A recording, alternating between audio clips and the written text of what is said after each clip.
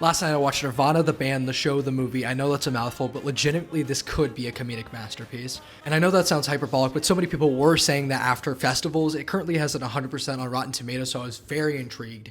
I wasn't too familiar with Nirvana, the band. I mean, I knew the We song, but I love Matt Johnson's work for the film Blackberry, which came out, I think, 3 years ago. So I started watching a few episodes. I believe I got low-key halfway through the first season before I saw that they were going to do a screen unseen that was probably going to be this movie. And when I tell you this, I think this is probably one of the most creative movies I've ever seen, especially in a theater. The fact that this got made and got to be released is crazy on like legitimately multiple levels, not just legally in multiple ways, whether that be fair use or the extremely dangerous stunts that they do, but just how wild and original of a concept this ends up being. It is a full-on Back to the Future parody where they time travel with a RV that's powered by Orbitz, the drink from the 90s. Like on paper, it should not work because that premise, along with the fact that these two guys from Toronto trying to play this venue in Toronto called the Rivoli and always failing because they have these really elaborate schemes that never work. And yet this has one of the craziest openings to a movie I have ever seen. The time travel, the way it's done, I really don't want to spoil, but it is one of the most creative uses of old footage I've ever seen. And the way that they play with and subvert certain tropes is just really, really cool. This film does so many things artistically that I think have never been done on screen and probably will never be done again. Like, you can't really compare this to a lot of things. Like, you could say it's a Borat type film, but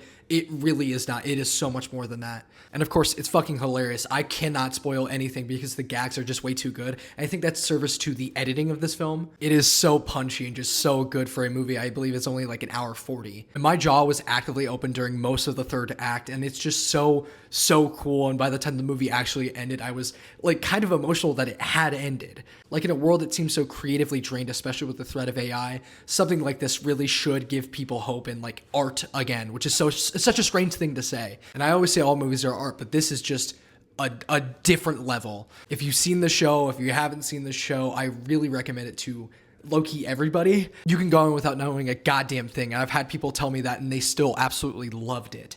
If it's playing anywhere near you, please watch this movie. I gave it a 5 out of 5 on first watch, and I hope to see it many, many more times. It's playing this Friday. It's from an independent studio, Neon. Just bring literally, I don't know, everybody you know. I can't believe I get to be alive in the same era that this movie was made and released. It's kind of cool. But I want to know, have you seen Nirvana, the band, the show, the movie? What did you think? Remember, all movies are art, and of course, follow for more.